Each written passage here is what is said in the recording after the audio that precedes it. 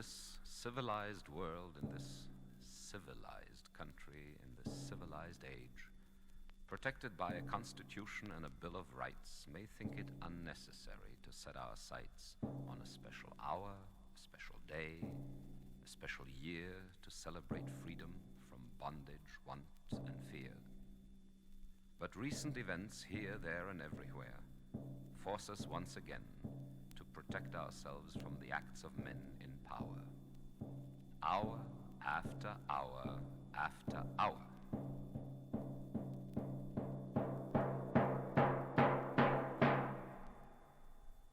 In these days approaching 1984, we must be ever careful not to be enslaved once more. Economically or physically, psychologically or spiritually enslaved, as we were before. and so we stand